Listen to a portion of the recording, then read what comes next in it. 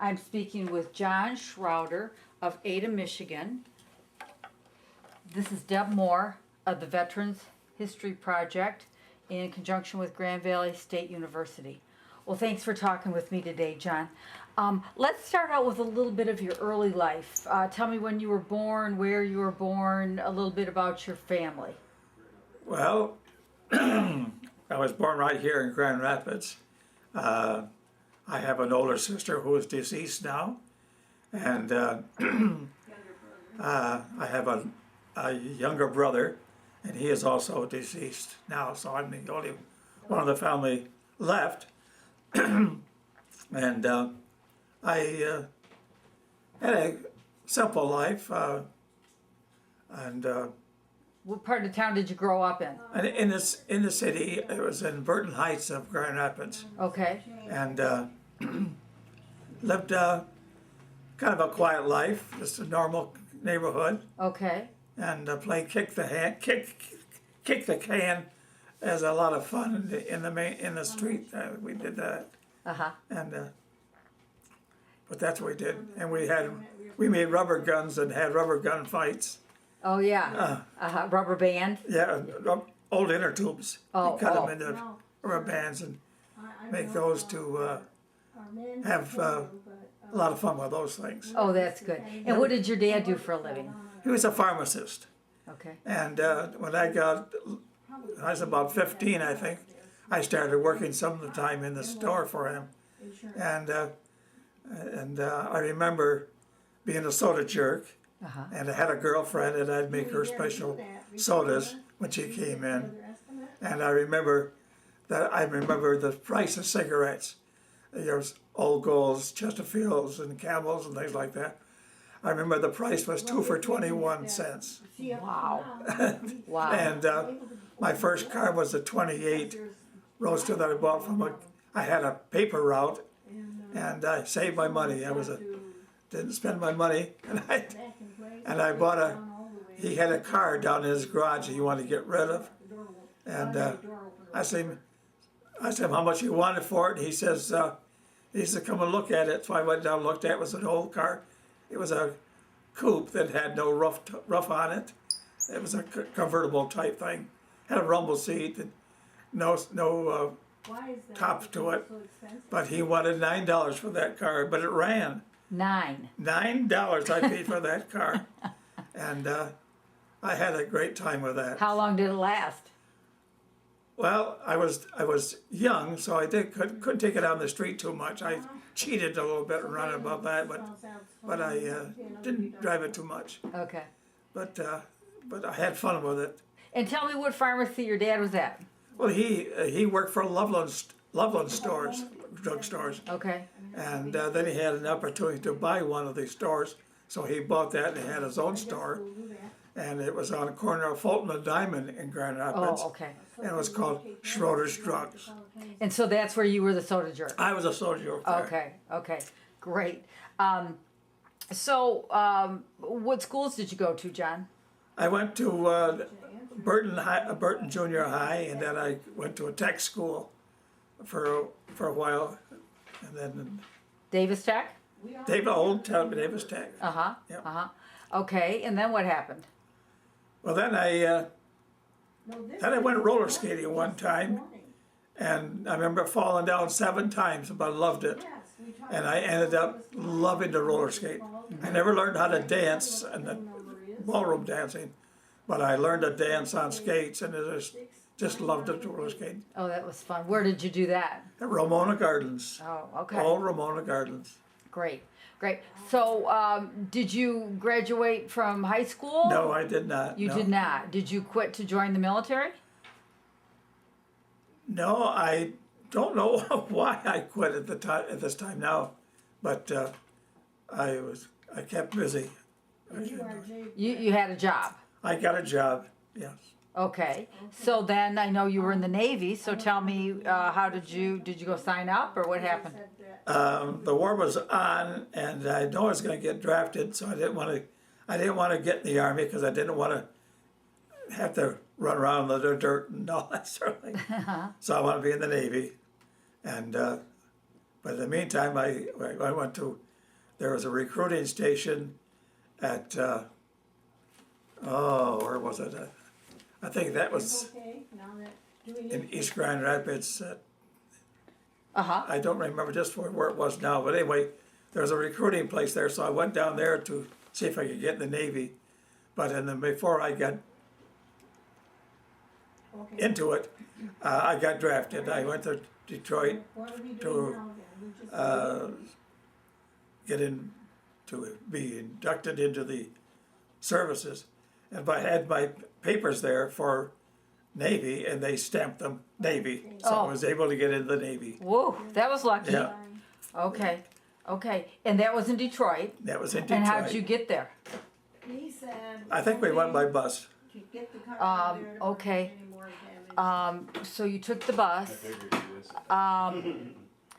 Okay. And they signed you up for the Navy. Then you got to come home. Went on leave, came back. That one didn't happen the day they filed for it, and Shh. was Please. Hey, Thank you. I'm sorry. Thank you. Okay, so you got to come home, say goodbye to your family, yep. and Then I went back. Then I went back to. I went to diesel school. before boot camp. No, after boot camp. Okay, so you went to Great Lakes for boot camp. Tell me about that experience. Oh, just a lot of drilling and I like to sing, so I joined the Navy choir. Oh, good. So I was with the Navy choir for a while. Okay. Did you find boot camp to be difficult? No, not particularly. And what about the discipline? Very strong. Yeah. Did that bother you? No. No. Okay. Okay. So you did that, and then did they give you some kind of aptitude tests? Yeah, they gave us an aptitude test, and that's where when I was interviewed for different things, and then They said you'd be going to diesel school. then I got my leave after boot camp, and I came back and went to Navy Pier in Chicago for diesel engines repair. Oh, And okay. yeah, things like that. Okay. And how long was that training, John? 8-10 weeks or something like that. It was quite a while. I don't remember, Okay. but it's quite extensive. It's quite extensive. And so, where did you live in Chicago? At the base, At the at base. Navy Pier. Okay. Okay. And tell me, the idea was that you could fix diesel engines in ships? Yes. Okay. Okay. And do you think that was a good fit for you? Oh yeah. Uh-huh. What was the most tricky thing about that? About the training, you mean? Yeah, about learning how to fix a diesel engine in a ship. Golly, I don't anything particularly tricky. No, it was just It was just common ordinary things. okay. And so when you weren't going to diesel school, you were able to look around Chicago? Oh yes, and I found Chicago. I found a roller rink, of course.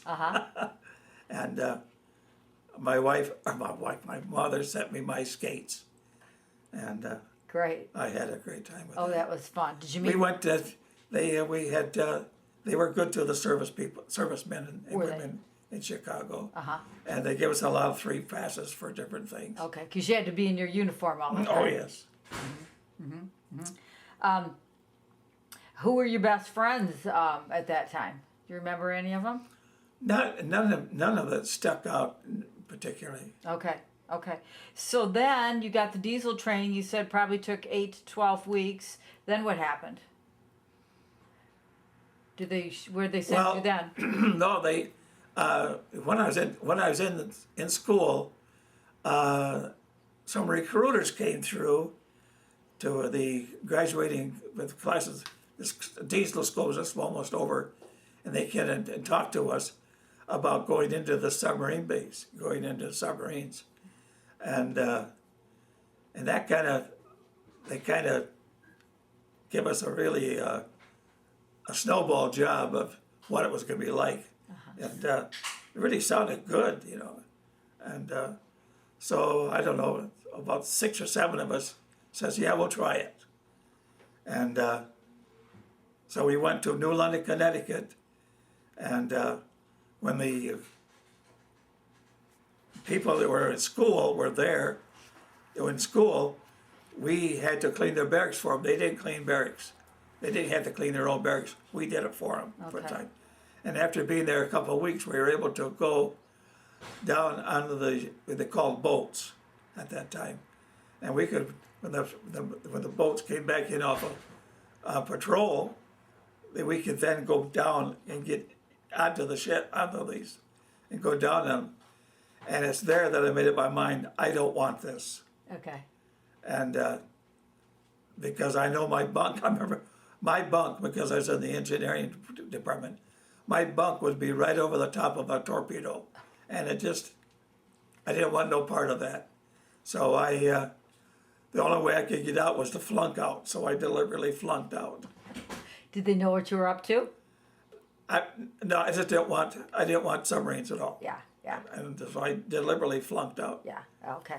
Okay. So then you got reassigned back into. I went to New York to Navy Pier. I went to Pier 92 in New York, waiting for a reassignment, and I got my renewal assignment. I went to Camp Bradford, and Virginia, and waited for assignment, and I got signed up for LST 618.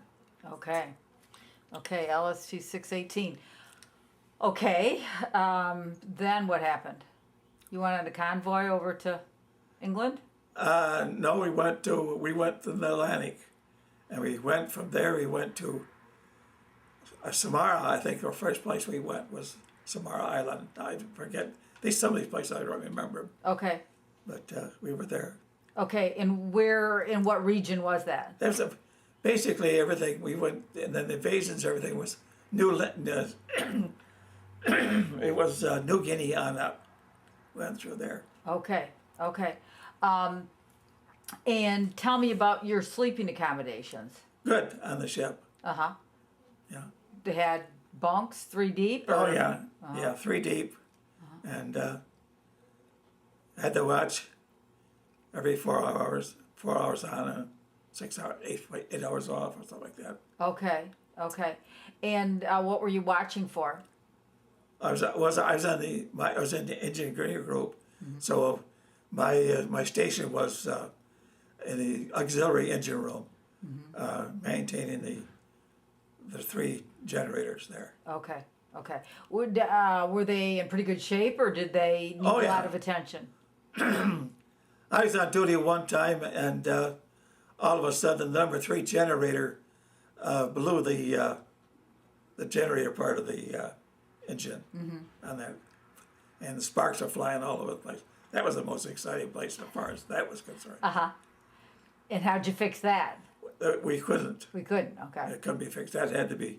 We had 2 other engines, so, but next time we were able, we went into a repair base and got that repaired.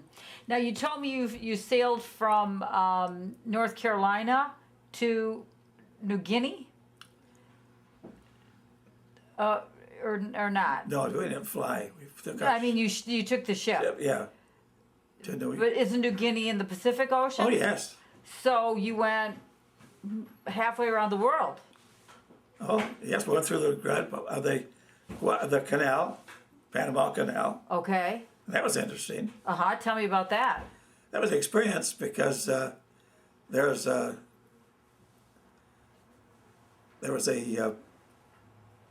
battleship, I think it was going in about the same time we were, and I remember them going up, and then they lock the lock, and then they would pump it up, and then raise to different levels. That was interesting how they did that. Now, were you in a convoy going over there? No. No, just your LST. Yep, All by yourself. yep. How many guys were on the ship? 100 and some out of us. Oh, okay. Okay. Yeah. All righty. So then you got to your destination. And then we got signed to a group. I don't remember what they were called anymore. Right. But we're like a squadron or fleet or something. So we're assigned to them, and whatever they want us to do, whether we wanted us to carry, to do, then we. And what did they want you to do? What did you do? Well, we ended up. We were on the shore one time, and those trucks were backing up there, and they were loaded with ammunition, rounds of cannon shells for the battleships, cruisers. And I says, boy, I feel sorry for those people. I can't think get those things.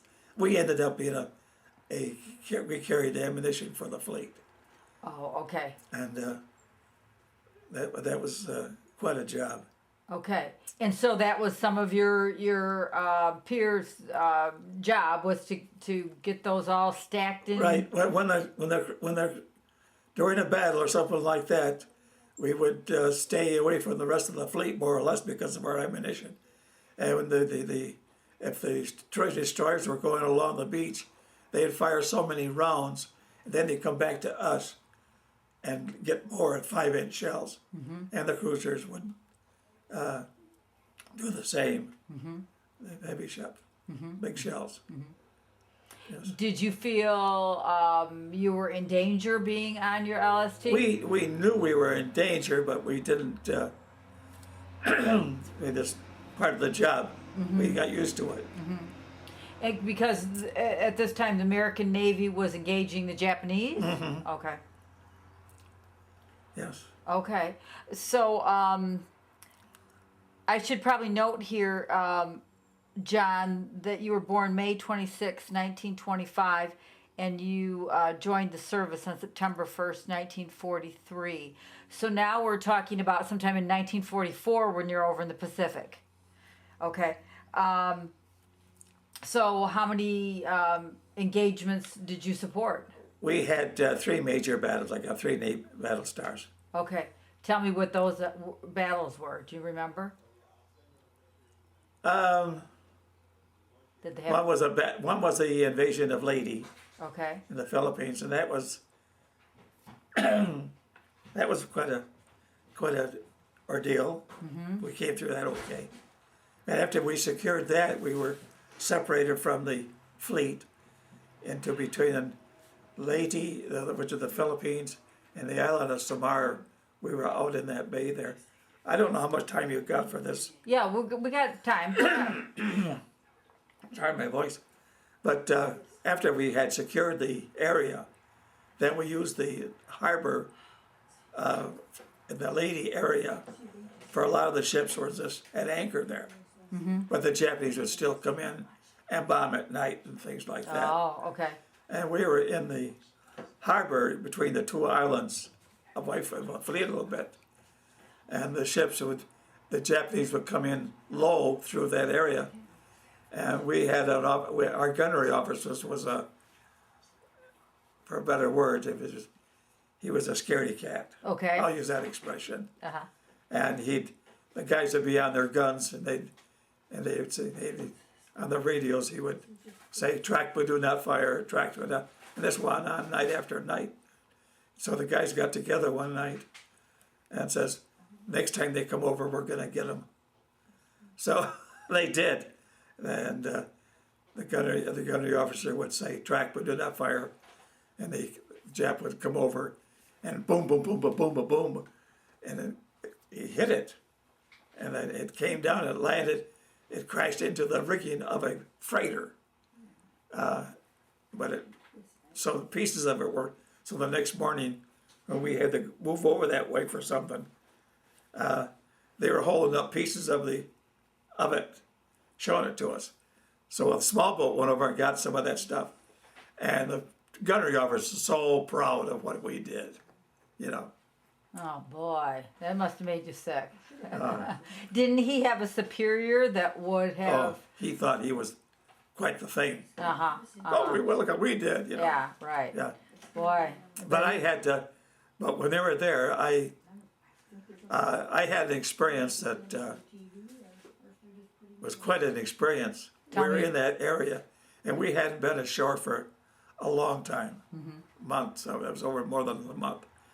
And up on the Samara side was a nice sandy beach over there, and we wanted to get the skipper to allow us to go take the small boat off-duty crew to go over there and play ball, just be on shore and Sure, have fun. things like that. So finally he says, yeah, okay, go. So a bunch of us, I think it's about, the small boat might be 18, 20 of us, I don't know, we loaded in that thing. And I didn't drink, but they had what they call 3-2 beer, and those who did drink or didn't drink, we had Cokes, or I think there was Cokes, I could take those over. So we did that, we went over there in the small boat, took us over there. And while we were going over there, somebody in the fleet seen us go over there.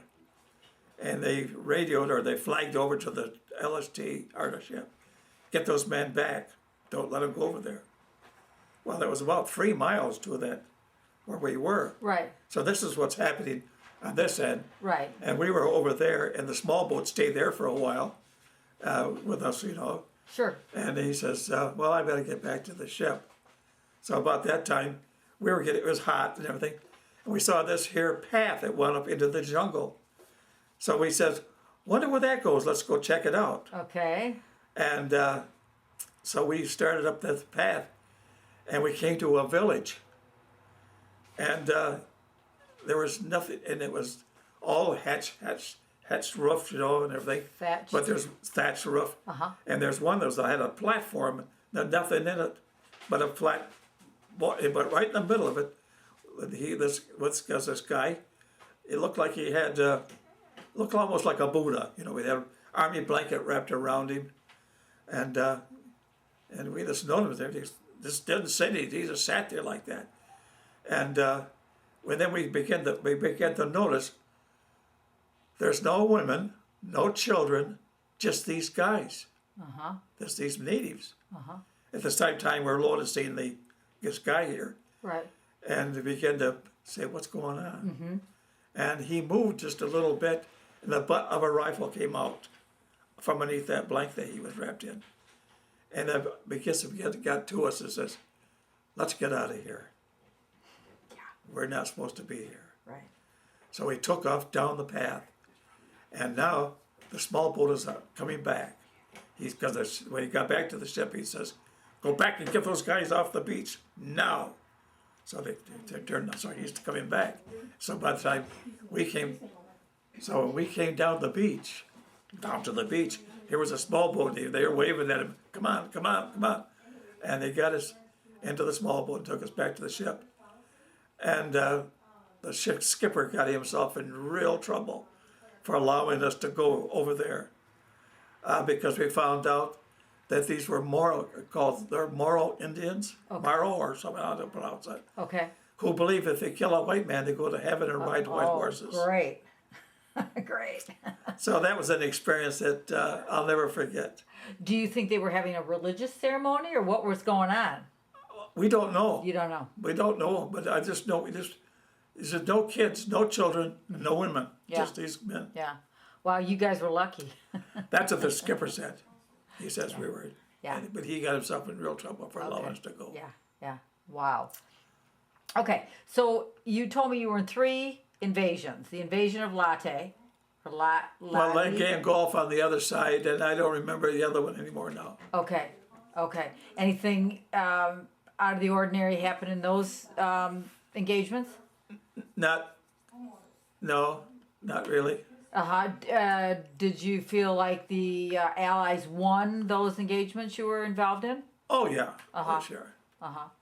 We had one scare because the fleet, the Japanese were gathering up to come in to defend some area, and that our fleet intercepted theirs, and it did quite a bit of damage to them.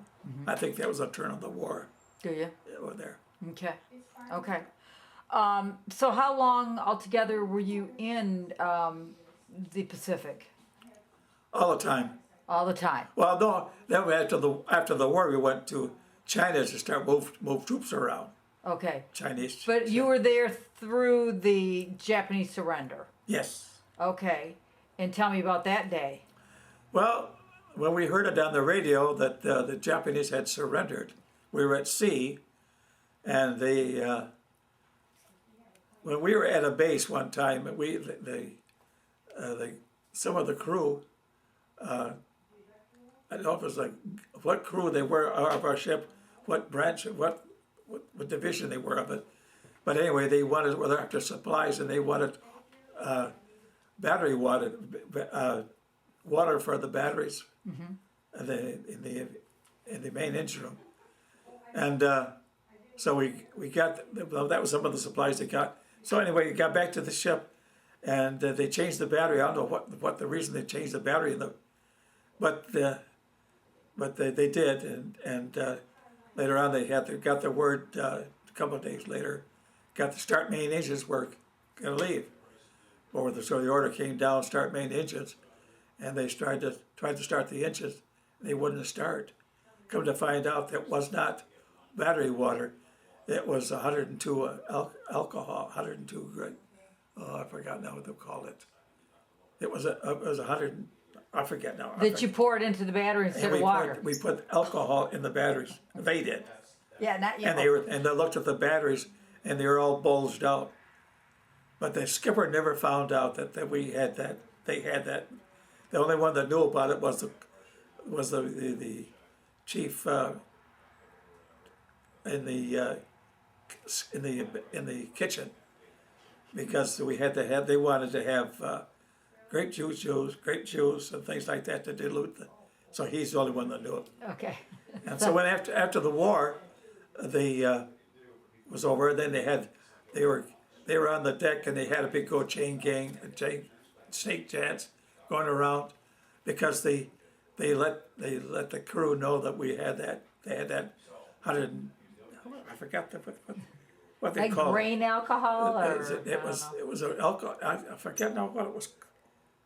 I forgot. Yeah, that's okay. Anyway, and they let a lot of the crew have it. So when they were doing this runaround, they were throwing stuff over the board. This was a celebration. It was a big celebration. Yeah. They were a little bit high on that stuff. Yeah, yeah. And the guy on the bridge, it was his duties on there. He remembered the skipper saying to one of the other officers, I don't know where they got all that. Why they're so happy. I mean, they got overly happy. Sure, yeah. sure. And now, why did you not drink, John? I think it's because my faith in Jesus Christ. Uh-huh. Yeah, I didn't. What church did you belong to when growing up? I think it was a Baptist church. Mm-hmm. Mm-hmm. Yeah. And so your parents didn't drink, and No, I would say no. uh-huh, uh-huh. And so you made a conscious decision not to drink. Yes. Okay. Yeah. Because in the first place, I didn't like it. Uh-huh, uh-huh. Okay. Did some of the guys get go overboard with that? Did they get overly intoxicated? No, not that I remember. Okay. I think back when before the ship was ever left the United States for the first time, they had a party or something like that. And some of the guys came back. They were A little loaded, but Yeah. that was it. Okay, so the Japanese surrender. Then you just wait for orders. Yep. And then they sent us to China. China. And to start moving troops around. And we did that, and had some wonderful liberty. We had liberty in Hong Kong, Shanghai, Tientsin, Tsingtao. Those were places. Wow. And being young, I wish now, thinking back, that there's some wonderful places we could have seen, but they were more, most of the crew was more interested in going to the clubs and things like that. I went to it with them too, but I didn't participate in some of the things they did. But you did get some sightseeing. Oh yeah, Yeah. the sampans, and the Chinese children, young children would come alongside the rickshaws, because they put, you know what a rickshaw is, and they would chant, "No mama, no papa, no chow chow. No mama, no papa, no chow chow. Get away," we'd say. "Get away, go on, go on, go on." And then we went back to the ship when it was time to go back to the ship. You'd see these kids all cuddled together in a doorway. Then you realize that they were actually orphans or whatever. Yeah, And yeah. they didn't have anything. That's too bad. Yeah. What was your mission in China? What were you supposed to be doing? Moving Chinese troops from mainland to Formosa and around and things like that. Okay. This is before they had the big split in the Chinese. You know. And how long did that go on? How long did you do that? Oh golly, maybe. Oh, well, time goes Long by. time. Long time to get these four places we were there. Because we're here. And one of the men had, after the war, we started just getting. Some of the cars were getting ready to be discharged. We had a monkey on board, and that was a lot of fun. And it belonged to one guy, and he got his orders that he was getting ready to be transferred out. And we were still hauling these troops, and we were going to take some of the troops, Chinese, to another place. But these Chinese were not really contaminated, but they had a lot of lice. And they didn't want them on the ship. So back then they used DDT, and I can remember them down on the shore. They had these machines, and they were blowing this DDT up into their arms and all over them, in their clothes. And then they came up and did our ship, or the deck on the back part of the ship where they would be. And this monkey got his feet in it, and he was licking it off. And that poor red monkey, after all the battles we'd gone through and all the noise of the guns going off, he survived all that. But he got this on his feet and hands, and he was licking it off, and he was just back there dying, and it was a pitiful thing to say. And we had to tell him he was down below trying to make some clothes for it because they're going to take that monkey home with him. And that was a hard thing. That was too bad. Yeah, that was hard to take. Yeah, yeah. How would you say the morale was, John, on your so the name of your thing was LST 618. Yeah, they didn't have names. They didn't back have a then. name. Later they did have names. Okay. How was the morale on your Good. We had good morale. Yeah. All the officers seemed fair? Yeah, as a rule. They were kind of to themselves, and we didn't associate with them too much. They were. And what did you do aboard ship when you weren't on duty? Did a lot of sleeping. There's not much you could do. Yeah.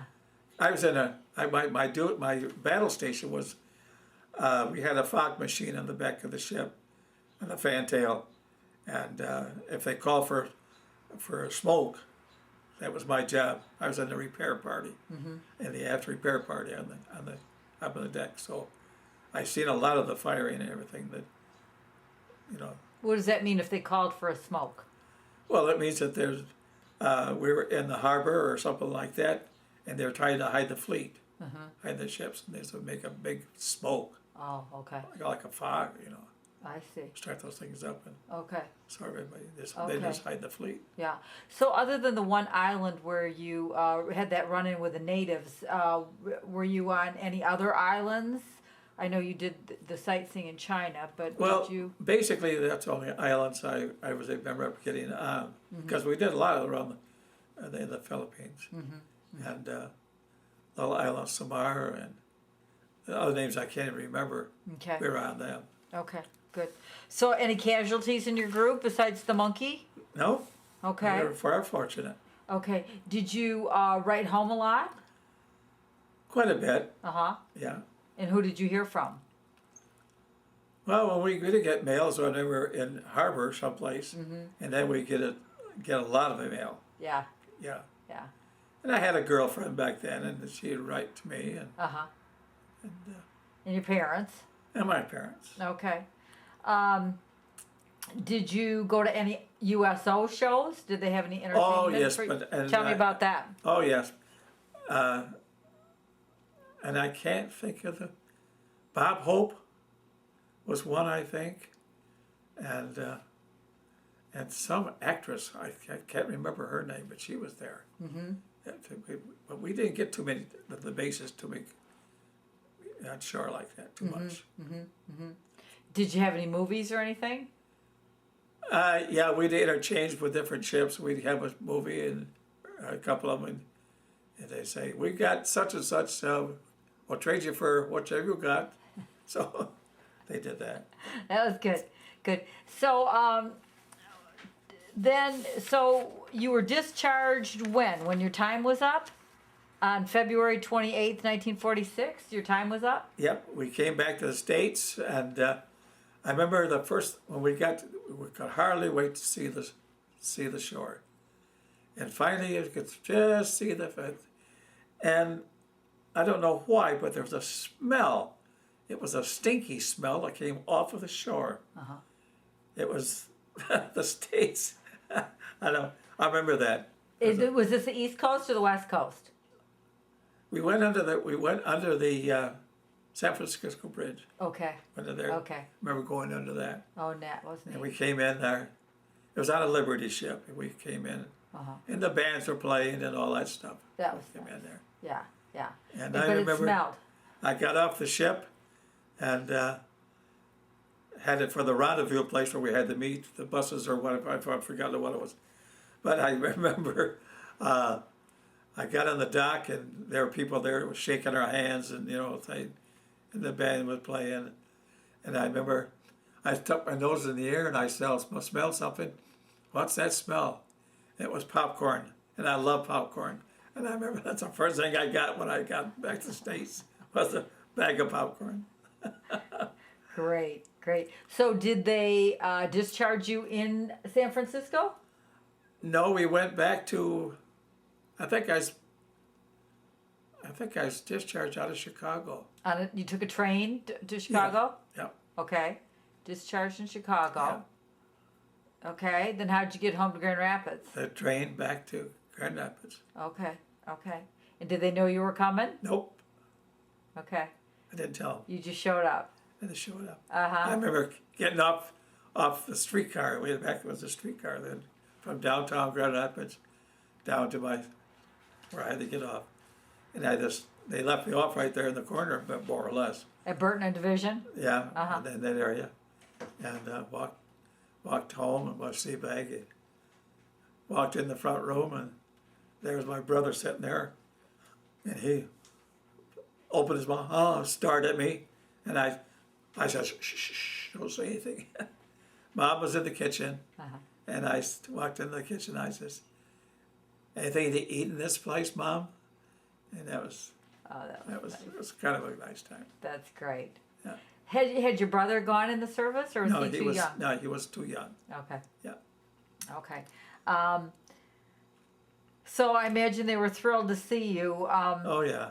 Did you take advantage of the GI Bill in any way?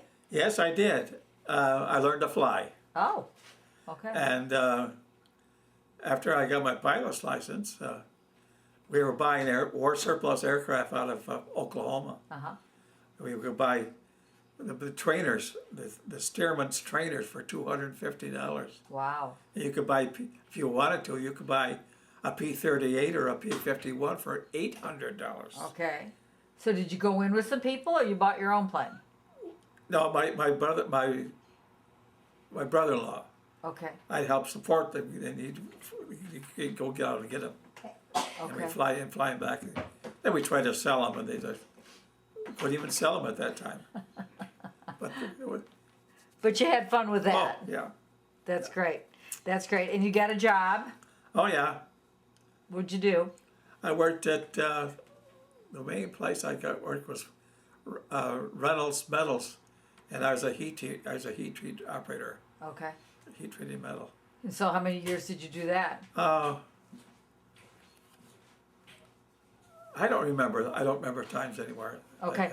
Did you retire from Reynolds Metals? No, No.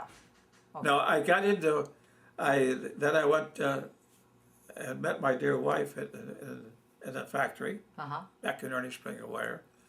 Then I got involved in the schools, and I was hired out as they needed a boiler up man because it's in the wintertime, and the man they had a couple girls down in the boiler room, and that was a strictly a no-no, and he got fired. I bet. So he had to. They had to have somebody write down, so they hired me. Okay. And I worked for them. Okay, great. And I worked for them for 23 some years. This was the Grand Rapids Public Schools? No, Granville Schools. Granville Schools, okay. So did you feel, John, that you had any lasting effects from the war, from your service? No, I don't think so. Uh-huh. Okay. Looking at your military experience as a whole, how do you think it changed your life being in the Navy? Just learning about the diesels, the mechanical end of it, I think. Other than that, and the experience, I remember the experiences I had. Did you enjoy your time in the Navy? As a whole, yes. Yeah. Oh, I only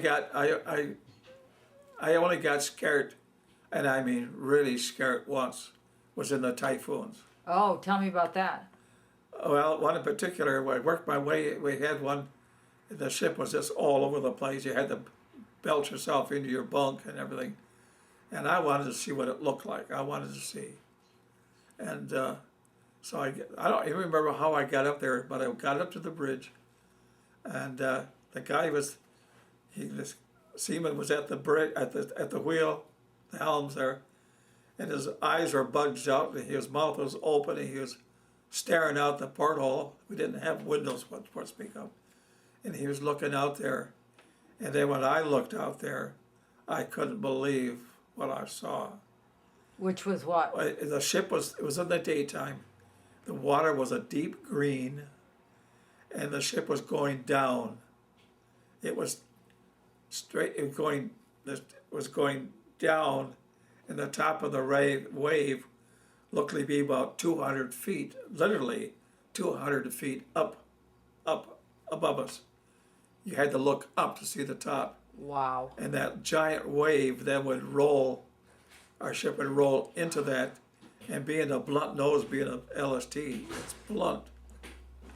And it hit that wave, and it would just a boom, and the ship would just shake like that, almost stop.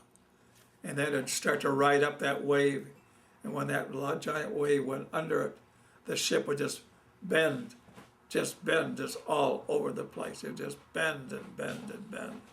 And I wonder, how much can this thing take before it breaks in half? Right. That's really, Wow, how long did that go on, John? for hours. Hours. Without Wow. typhoon, you know. Wow, is that scary? So you think the pilot at this time has no control over the ship? Oh, no. No. Just thing that you had to do was keep it into the wave. Okay. If you got sideways, you were done. Okay. So he did have. You had to keep that thing straight into the wave. Wow. Yeah. Wow, that sounds horrible. But the best time I had was when we were alone after, I think it was after the war, in fact. We were going someplace, and we were all alone, and the water was just like glass. There wasn't a ripple. It's just like you could get out and walk on it. It was just like a mirror. And off to the fantail, off to the side, maybe it's hard to say how far, maybe a mile, 2 miles back, off to the side, was this big black cloud. But the rest of the sky was all nice and clear and blue, and the sun was shining. And all of a sudden, a rainbow came into this black cloud. It was a full rainbow. I mean, from one side to the other. Gorgeous. It was a black background. And then when they hit that water, it just splashed all over on top of the water. And it was the most I'll never forget that. Wow, it sounds If I glorious. had had a camera, I could have made $1,000. Oh, that was the sounds most, glorious. That was the most Yeah. beautiful thing. Uh-huh, Full rainbow yeah, and that black cloud. that's great. Great. Yep, I remember that. Okay, John, do you think we hit the high points? I think so. Did you ever join any veterans groups? I did when I come home, but I stopped because it got too far for me to drive. Yeah. Yeah. Yeah, okay, good. All righty, well, thanks for speaking with me today. It's a pleasure. Okay.